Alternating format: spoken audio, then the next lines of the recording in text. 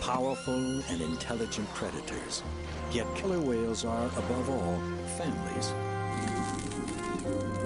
Families that hunt and play and travel together. Take a look into the hidden lives of creatures that rule like lords over one of the richest ocean wilds on Earth.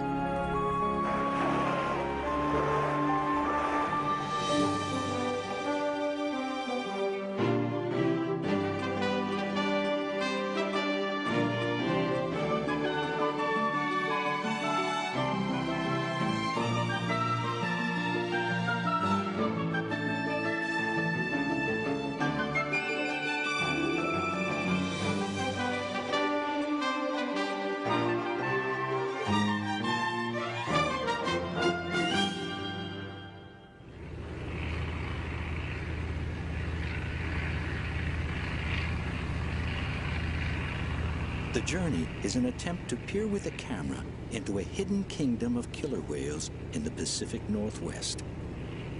A longtime goal of diver and filmmaker Theodore Pitcairn. His destination is an area inhabited by about 300 killer whales in the straits between the British Columbia mainland and Vancouver Island.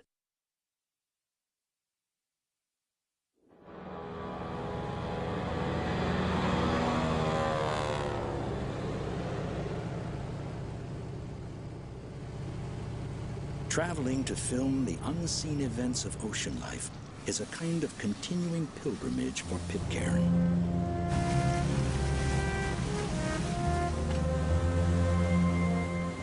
I've come to appreciate that every place in the ocean has its own enchanting qualities. Here we enter a world of cold beauty, of ice, mist, and fog. We've come here not only to film killer whales, but the ocean wilds in which they live. I'm curious to learn what makes this ocean habitat so special that hundreds of orcas congregate here.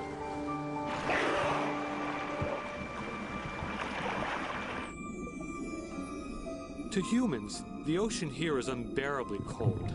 I must protect myself from its sting by wearing a dry suit that seals out the frigid water. Sometimes I can see only a few feet away through the murk of plankton and other particles. Powerful currents often buffet me about. These cold water winds blow constantly through the kelp forest of the bottom, so that the realm of the killer whale seems like a place invented by animators who can make plants seem like a troupe of dancers.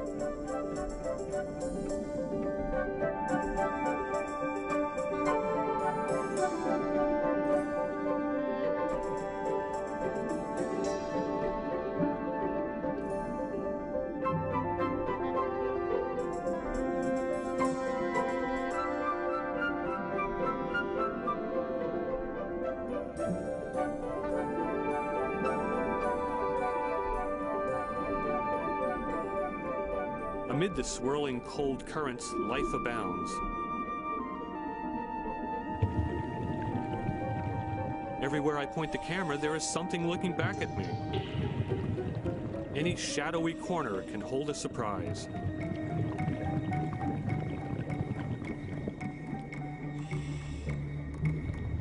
Curiosity is not limited to our species.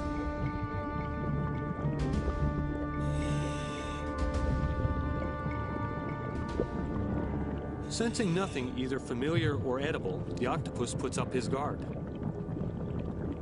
Which, for the most intelligent of all mollusks, means transforming its smooth body into a facade of menace.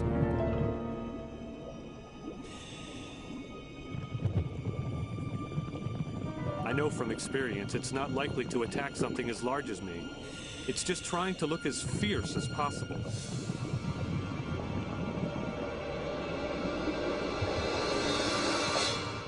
When I don't appear terrified, it's time to leave.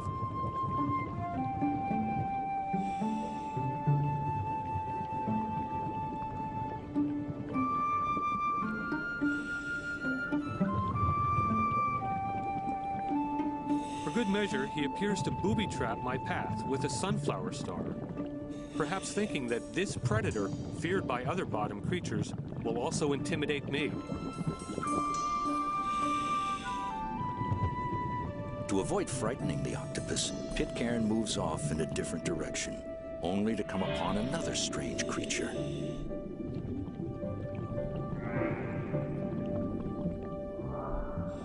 It looks like a snake with the head of an old man.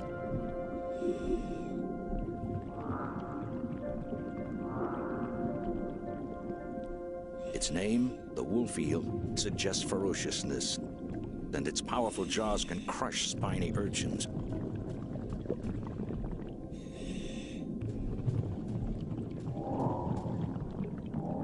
But like the octopus, it's not inclined to attack a human.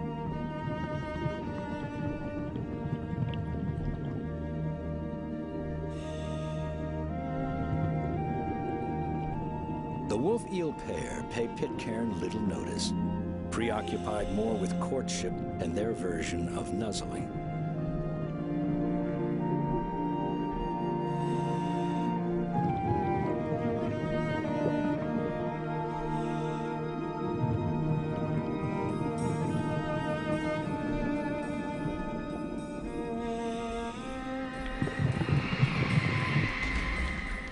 The dive is interrupted suddenly by a reminder that Pitcairn is in the home waters of killer whales,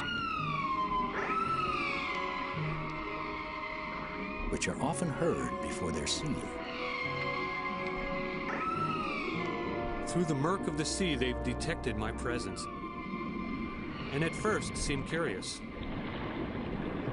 But one look and they're satisfied. They return to the middle of the strait and go on about their business. Maybe they just prefer their own company.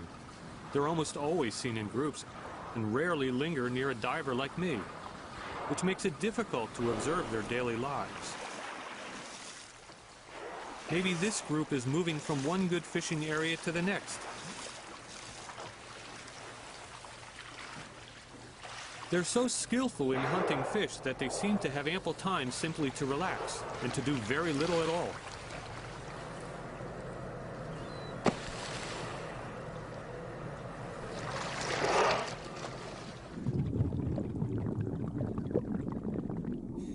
Other creatures in the killer whale realm below must survive by eating organic matter blowing by in the endless currents.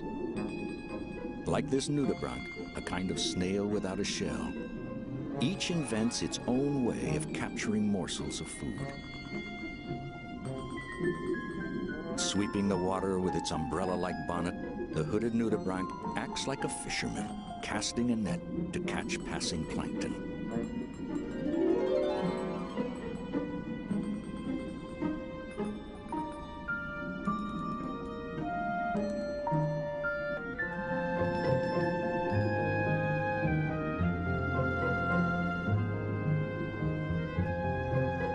The sea pen simply stands in the current, allowing bits of food to lodge in its plume-like body.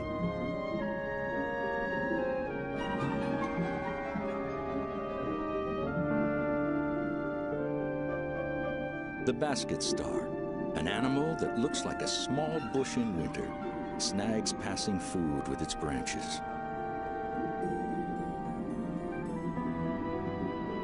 Barnacles scoop through the water with their feathery back legs and eat whatever they catch.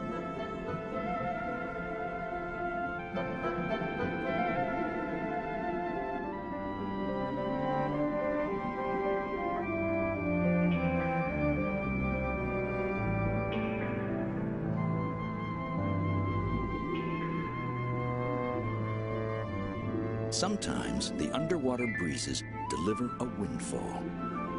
The jellyfish can rise and descend by pulsing, but its direction through the sea is determined mostly by the currents.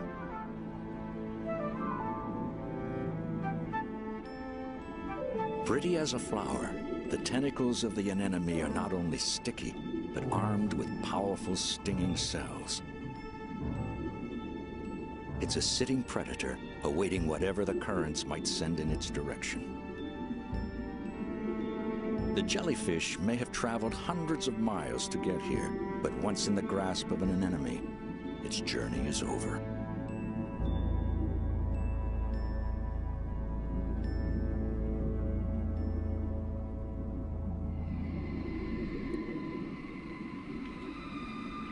Killer whales are not the only formidable creatures here, but through size and intelligence, they dominate this undersea world, as strikingly as humans do the land.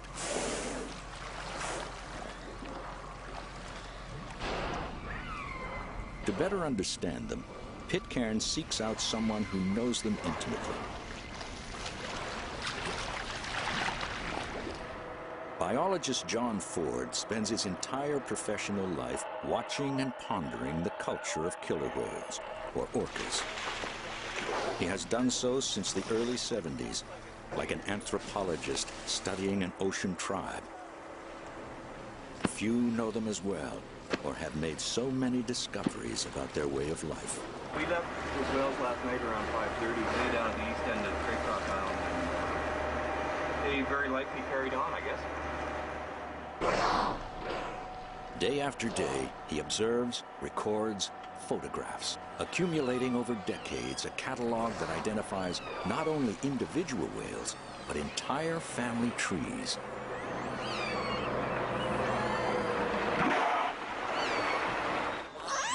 The calls of the whales are often loud enough to be heard from a boat, and Ford has learned to pay special attention to these sounds.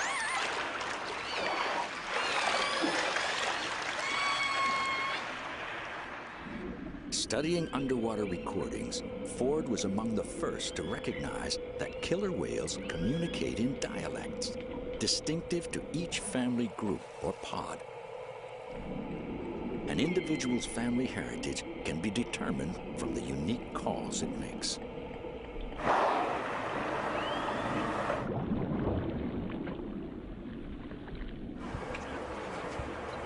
To catalog the identity of every individual whale he encounters, Ford records distinguishing characteristics and assigns both names and numbers.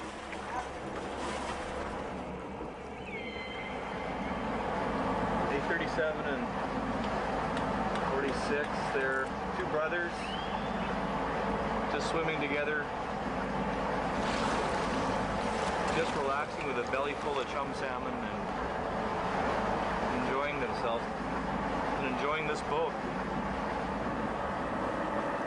You never know how close they want to get. For all the years of observation, researchers like Ford are still baffled by a great deal of killer whale behavior.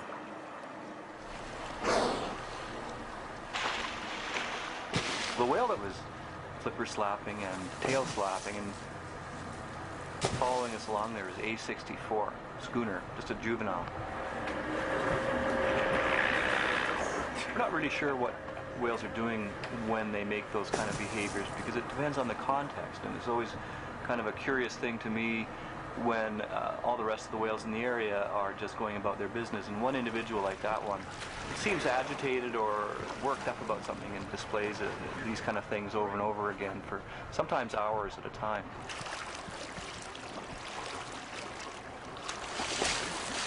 Because monitoring from a boat is limited by weather, Ford has installed a permanent sound monitoring system. Linked to a transmitter, it broadcasts continuously to his office. The world's first all-killer whale radio station. This is the live signal from the Robson Bight area coming down to the Vancouver Aquarium here by a high-quality digital line. So we're listening as if we were in our little boat with a hydrophone at Robson Bight, but instead we're down here 200 miles to the south, listening live.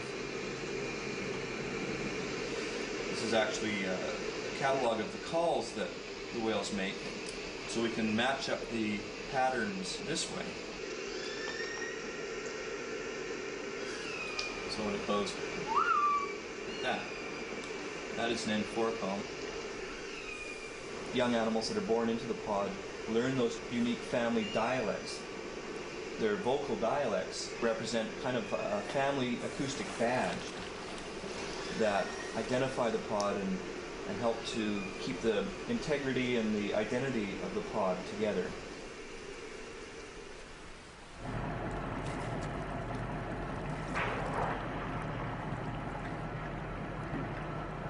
My goal is to film them underwater in their own fluid realm. To try to convey how the world looks and feels to them.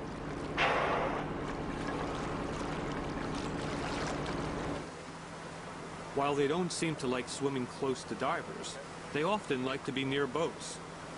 So we experiment with a camera suspended on a pole, hoping to get some close-up views of these wary creatures.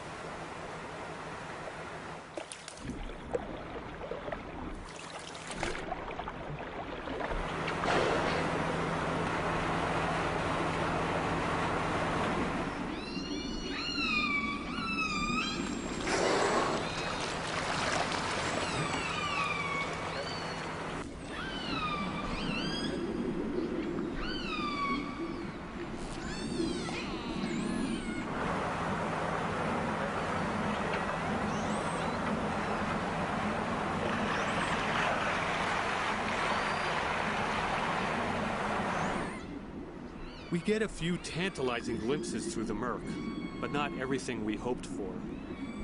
We'll have to find a location where they're more at ease and devise a way to place our camera in their world without attracting their attention and suspicion.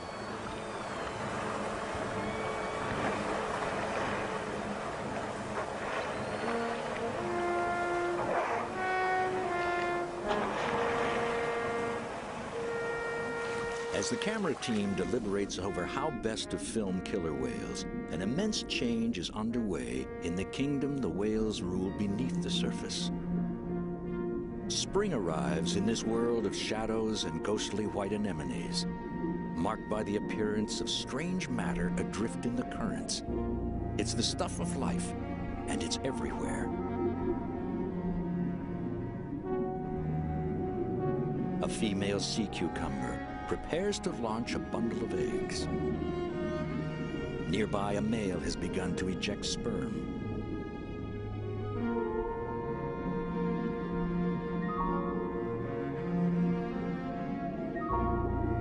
Conception among most bottom dwellers occurs not through intimacy with a mate, but by blindly discharging the elements of new life into the passing currents. The drifting eggs or sperm of each individual will mix with other reproductive cells in a moment of fertilization. The ocean itself is the womb.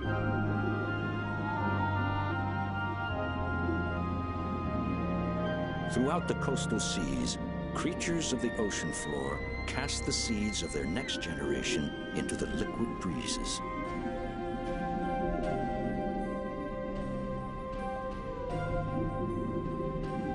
Turning the ocean into a soup of reproductive matter.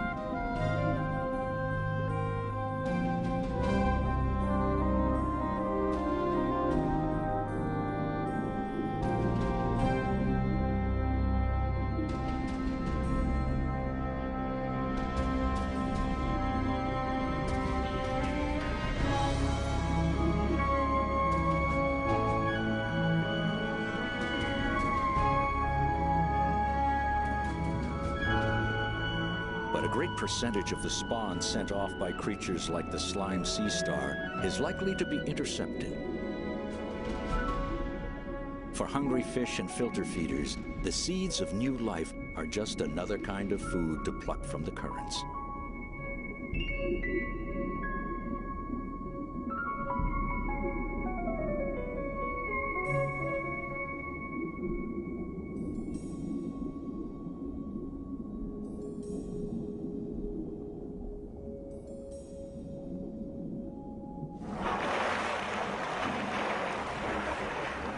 Though killer whales are mostly just observers, their world explodes each March with a rush of predators.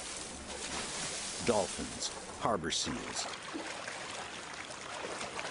seabirds, and sea lions, all attracted to a massive spawning event that overshadows those of the bottom dwellers. Tens of millions of herrings stream from the open Pacific toward the British Columbia shoreline to spawn. To get there, they must make it through a gauntlet of carnivores.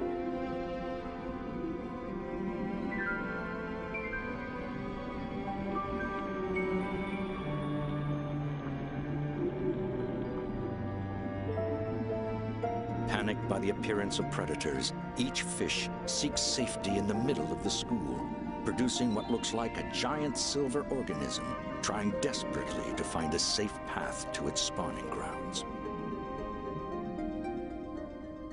I encounter so many things in the sea that could not occur on land. In the dense embrace of water, 1,000 weightless creatures whirl and dart side by side, like an artwork come to life. I drift beneath it mesmerized. The local people call it simply a fishbowl, belying the elegant symmetry and beauty of what I see down here.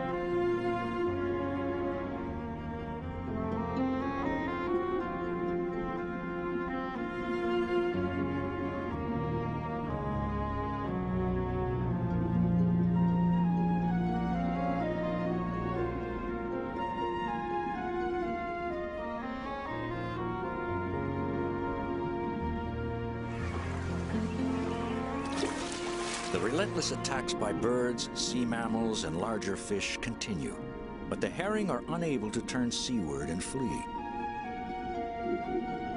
Programmed by their genes to spawn, they have no alternative but to push onward to the shallows. The assault from above escalates. In these shallow waters, there's no place to hide. Gulls wait at the surface. Murres and cormorants dive deep enough to strike from the sides and below.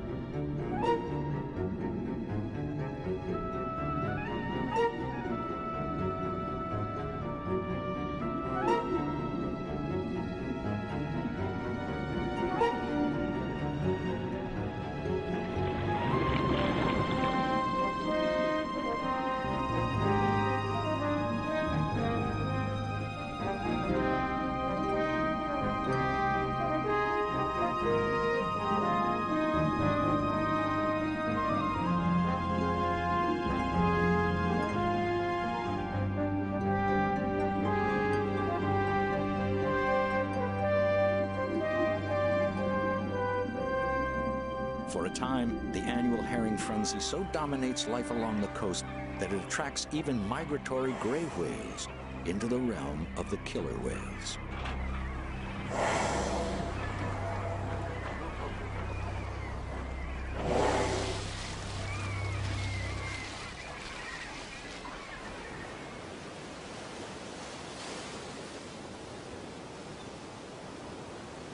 Among the patches of sea foam fringing the shore, another kind of white phenomenon appears, signaling that throngs of male herrings have begun to disperse their sperm into the sea.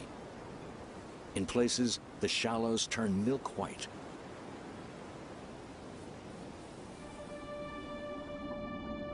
The release of these clouds of sperm, or milt, triggers a reproductive frenzy. The females try to press their eggs into the milk deposited by the males on the bottom. All the while, the milk drifts upward in such volume that vision becomes difficult.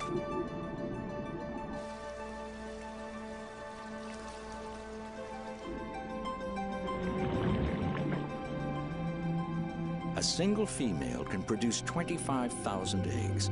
The result is an undersea blizzard of almost incomprehensible proportions. Sticky white herring eggs encrust virtually every surface of the shallows, from eelgrass and rocks to crab shells. Nearly all of the eggs will be lost to predators and the whims of the sea. But if only 1 in every 5,000 produces an adult, the herring population will be sustained. For gulls, the appearance of herring means a season of plenty. Each receding tide uncovers a feast of eggs. There is such a profusion of nourishment that the gray whales come all the way into the shallows to partake.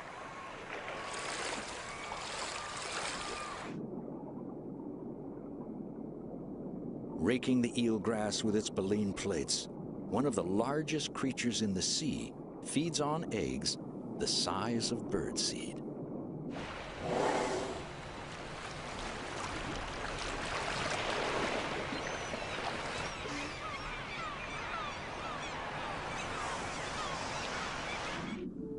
Though most of the herring return to deeper waters, some die of wounds or stress.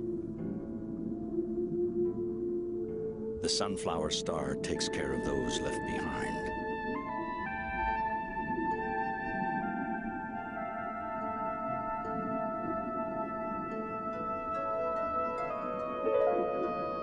Oddities appear underwater during the herring spawning. A hemlock tree seems to grow from the bottom of the sea. Observing the annual herring feast over centuries, native peoples sought ways of exploiting it for human food.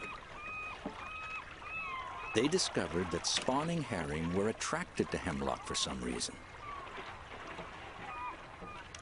Along the west coast of Vancouver Island, the Hesquiot tribe still harvests eggs deposited on the hemlock branches they set up early each spring in advance of the spawning. Like their ancestors, present-day Hesquiots treasure the herring caviar as a delicacy. Their harvest is purely for tribal consumption.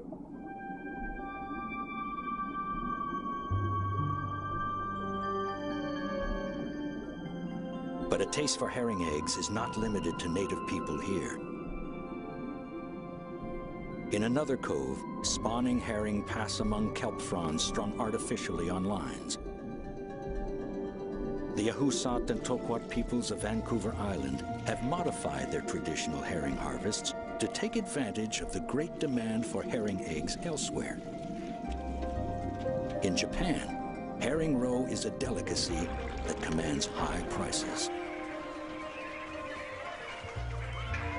The tribes, and some non-native fishermen as well, catch schools of herring using fishing nets, then transfer them into netted enclosures where they spawn on the kelp fronds.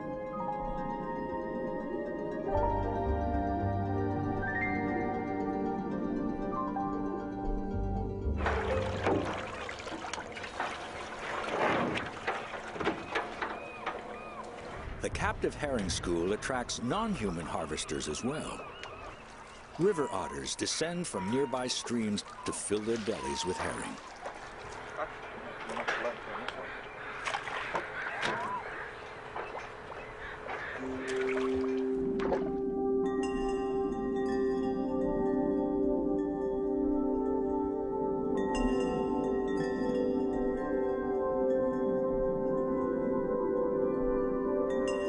Working under commercial licenses, each year the two native tribes can each collect as much as 40 tons of eggs on kelp.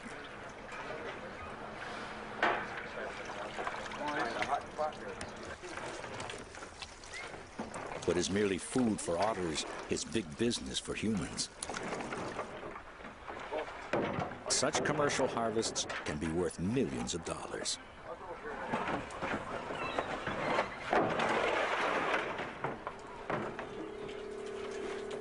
Egg-laden kelp fronds are salted, packed, and shipped by air to Japan today.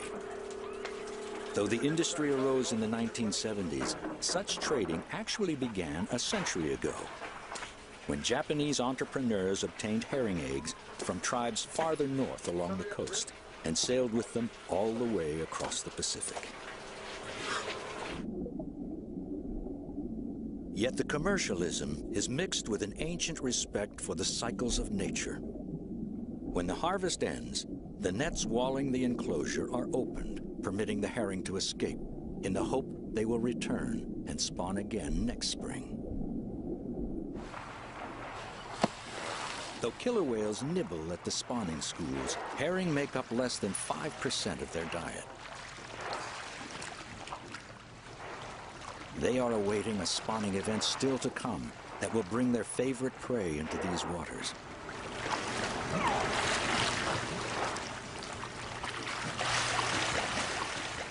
Yet as the killer whales mark time, the greatest exploitation of the herring is about to begin. It dwarfs the hunting by ocean animals and the harvesting by natives. In Vancouver Island harbors, commercial fishing boats await the start of a different kind of herring frenzy. Attention Gulf of Georgia herring seine fleet. This is the Fisheries Patrol Vessel Chilco Post. The herring seine fishery will commence immediately. Only licensed fishing. The opening of the herring season is the beginning of an ocean gold rush. To prevent overfishing, authorities stringently limit the commercial herring season, often to only a single day each year. Sometimes to only 1 hour. 1 hour in which many fishermen must haul in most of their fishing income for the entire year. So valuable is the fishery that luck can bring boat owners a near fortune in a day, and failure can mean bankruptcy. It's a high-stakes drama in which not a second can be lost.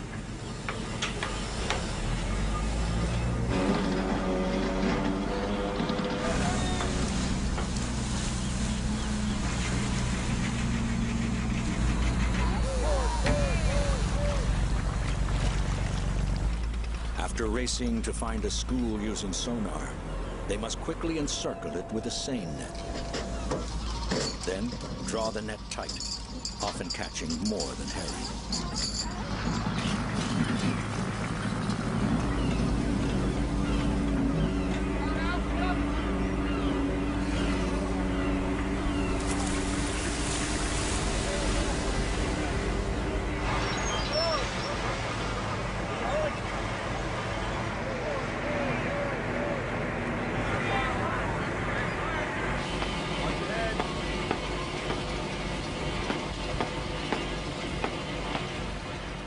Making money on herring requires spending it. A seiner and its complement of equipment can cost $1.5 million.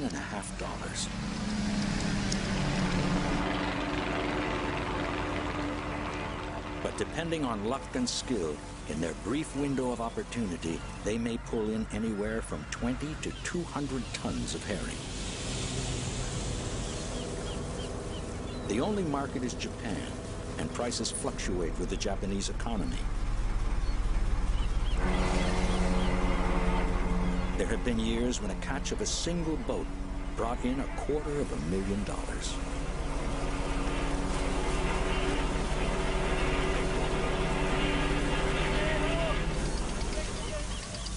An unintended catch of large mammals can mean damaged nets and panicked animals.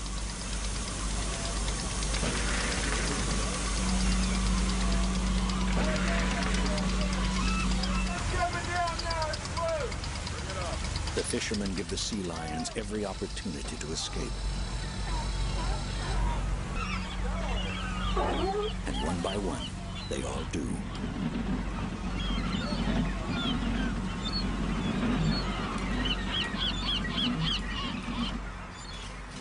Herring return to the same waters each year to spawn. If too many are caught, those waters will be barren in future years. Already, some areas no longer support a fishery, and there are debates over whether the herring population is being jeopardized by too much fishing.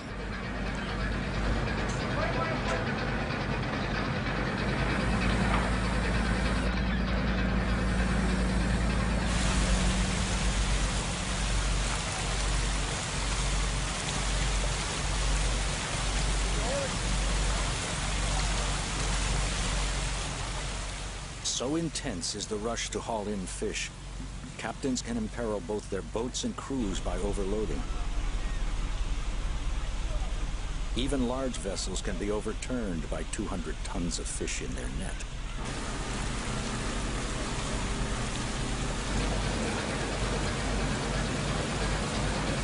The catch of herring for their eggs is one of the main drivers of British Columbia's fishing economy. But unlike the harvests by marine animals and native tribes, no herring survive to return to the sea. The eggs will be taken from dead females for sale to Japan. The tons of remaining herring carcasses will be sold not as human food, but for the most part as fertilizer.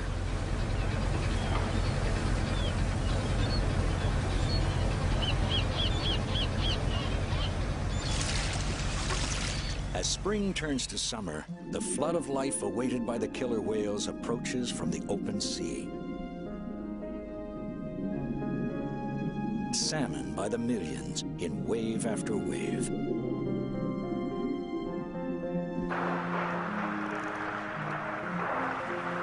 The killer whales residing along this coast prefer salmon above all other foods. To catch them, pod members spread out and comb the area. They send out sonar-like high-frequency clicks that echo off objects in the sea, giving them an acoustic means of detecting their prey through murky waters.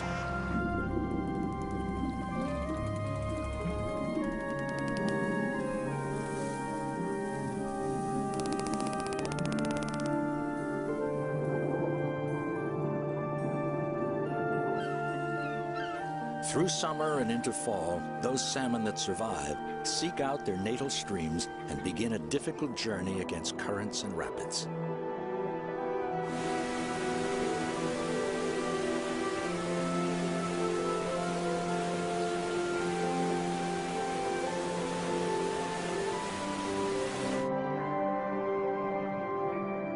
Having survived killer whales, they now meet a terrestrial equivalent. But survival is not their purpose. After spawning, all the salmon will die. Adult grizzlies and their cubs shun the dead fish in search of those still alive. In the meantime, they snack on the salmon eggs littering the bottom.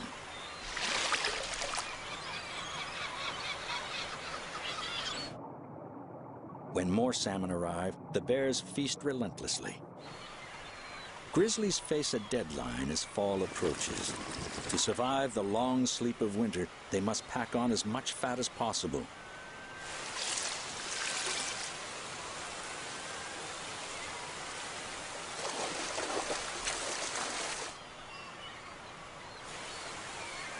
Some gain 300 pounds or more, most of the weight coming from long days of eating salmon. It can be both filling and exhausting.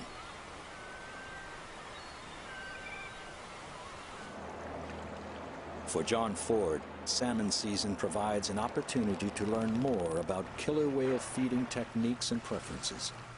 An experienced eye sees a capture in a quick lunge.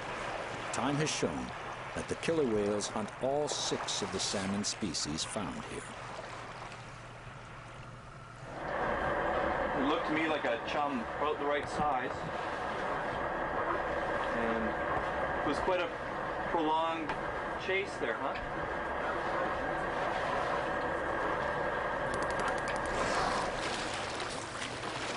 We saw him take a chum salmon, very likely. There's a big run of chum salmon coming through the strait today, and we managed to get a scale sample from that kill. Oh, that's a bit of silver, yeah. Sometimes you get little bits of detected. And we'll be able to identify what species it is from the unique quality of the scale.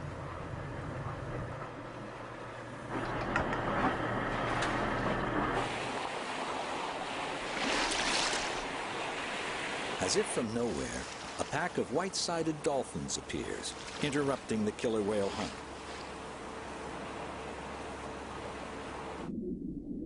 dolphins rocket about, bothering the whales like a gang of rowdy youngsters. It's an odd mingling of two marine mammals, but Ford sees it often. Those dolphins like to pester the whales.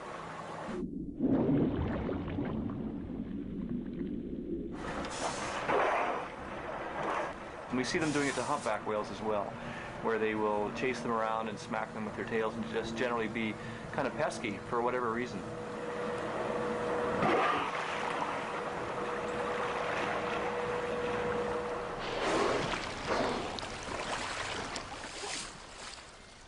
Suddenly and inexplicably, the dolphin pack disappears. Other sea mammals in the vicinity seem to be on alert, as if some kind of menace approaches.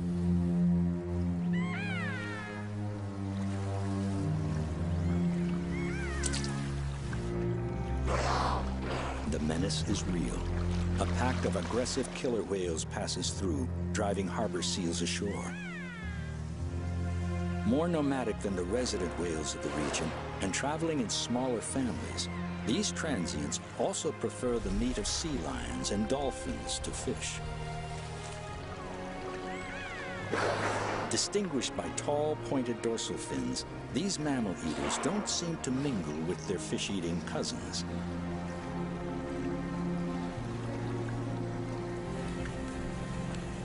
Evidence of the often violent ways of transients can be graphic. Biologist Kathy Heisey examines the body of a dead dolphin found at sea by a boater. Like the pack that interrupted the hunt, it's a white-sided dolphin. I can tell you for certain that it was killed by a killer whale, just judging by the teeth rake marks on its body. And whether it was killed by transient killer whales or resident killer whales, I can't tell you, but my guess is it's transients because they're the only ones that we've seen fatally attacking animals. And what's surprising to me is that they didn't eat it because they obviously injured it and perhaps played with it even for a while after they killed it, just judging by the different types of rake marks that are on its body. They're all at different angles and they're all quite deep.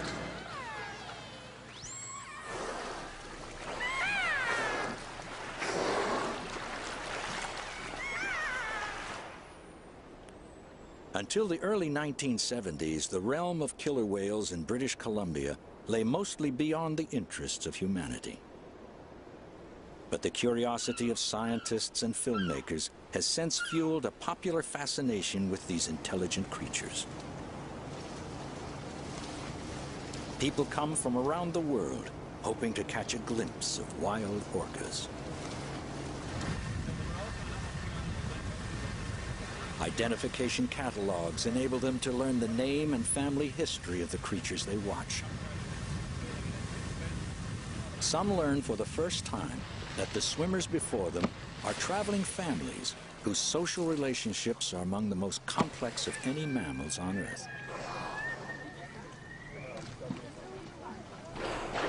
A family like this is led by a mother, and all of her young will remain with her as long as she lives.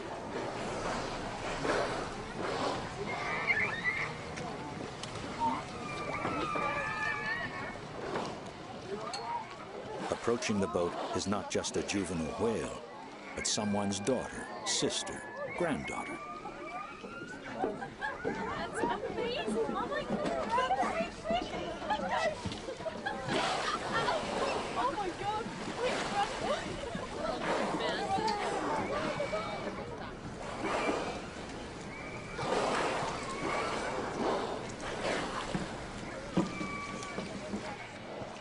But no matter how close observers get, they see only that tiny fraction of a killer whale's existence that takes place in our world of air.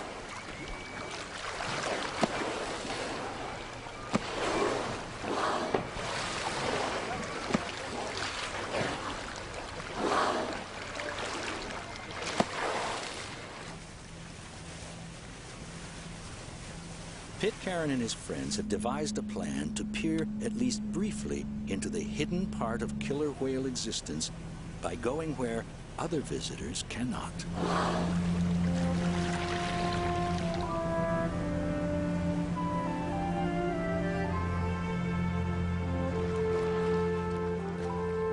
these undisturbed waters, we come upon a family bound somewhere through the morning mist and cold. For a moment, they don't seem like mighty predators. Just a family on a lonely journey.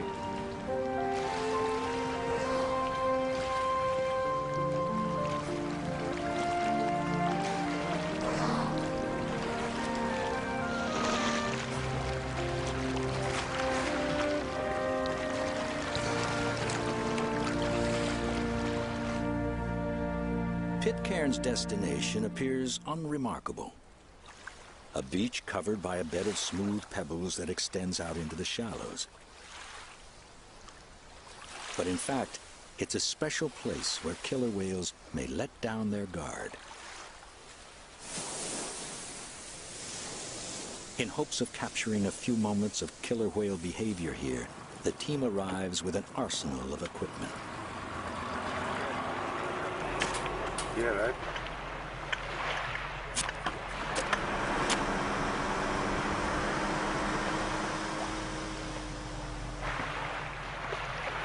Pitcairn and his team have secured special permission to film in this ecological reserve, a whale sanctuary off limits to whale watchers.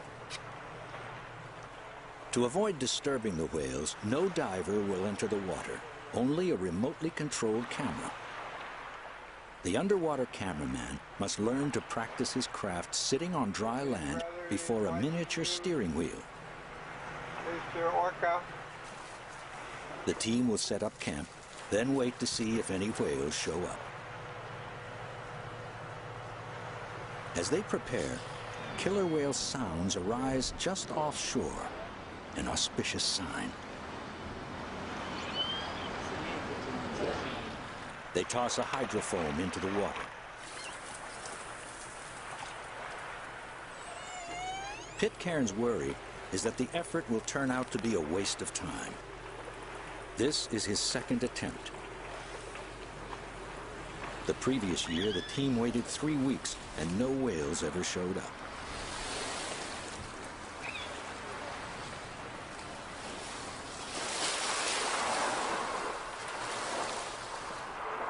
Every precaution has been taken to avoid disrupting killer whale behavior. But there is no way to know if the wary animals will shy away, even from an untended camera.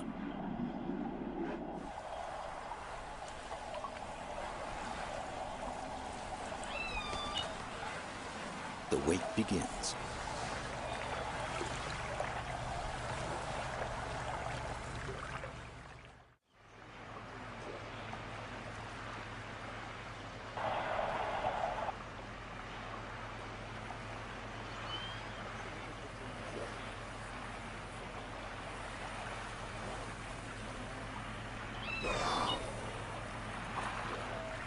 On only the second day, they sight a killer whale family rounding the point, headed toward them.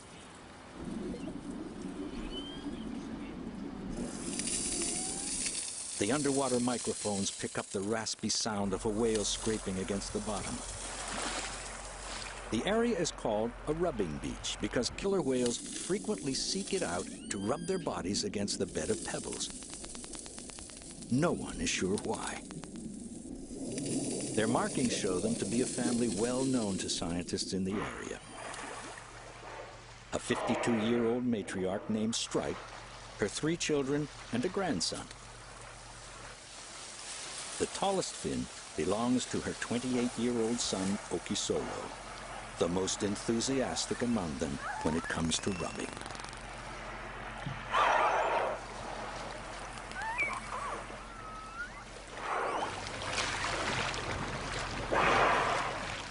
Her 18-year-old daughter, Ripple, has a 2-year-old son of her own, Midsummer, who seems reluctant to rub, but follows his mother when she makes a pass across the bottom.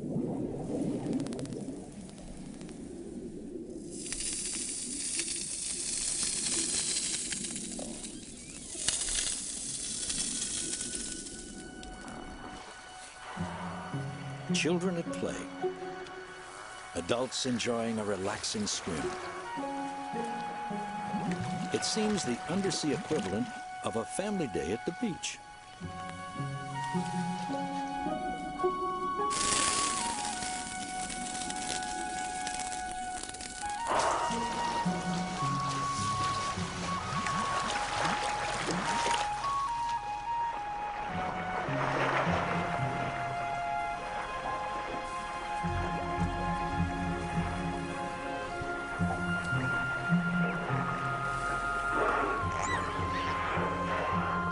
Though Stripe also rubs occasionally, the matriarch stays close to her grandson and youngest son, 7-year-old Fife.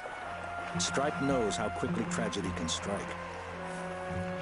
Over the years, she has lost 3 of her young.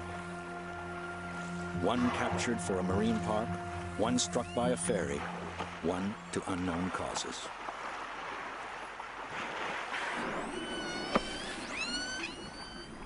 Little Midsummer continues to frolic off the beach, but he won't dare descend to rub the bottom.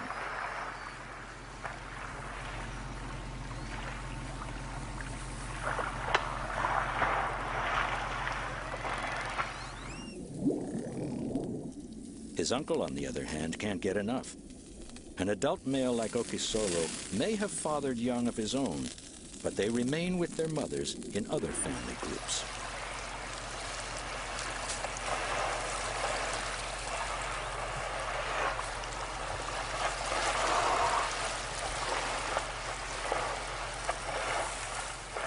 Okisolo will not leave his own mother all of her life.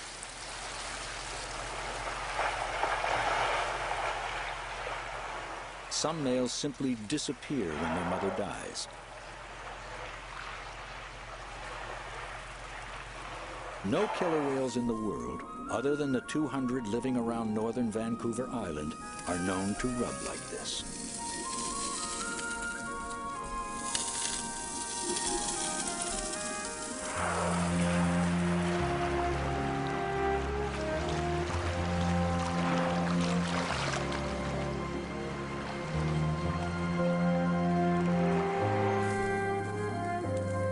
We are as puzzled as other observers. Why do they rub? Some believe it's a way of scraping away parasites. But if so, wouldn't killer whales elsewhere do the same thing? Perhaps we try too hard to find practical explanations for behavior in the wild. Maybe the killer whale families here have simply found a way to have fun, something that just feels good. And across generations, they've passed on this little tradition of pleasure and the whereabouts of these pebble beaches. It's their secret.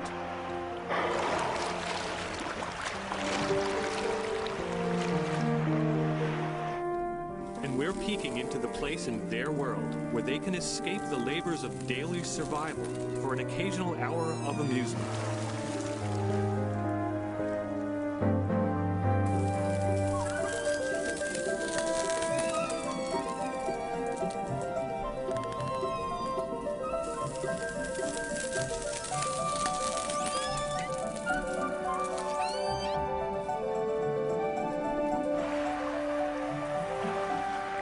As the others watch from offshore, Okisolo returns for one last rub.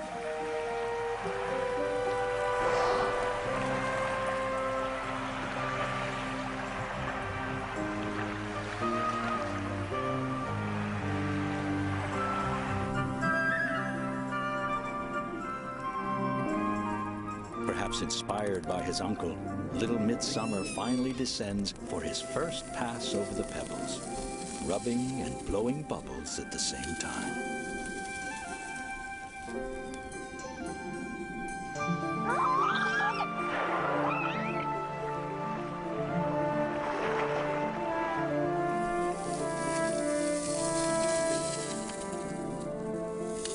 Watching their last pass across the stones, I'm reminded yet again that we can't really comprehend the minds of creatures who dwell in a liquid world, so different from our own.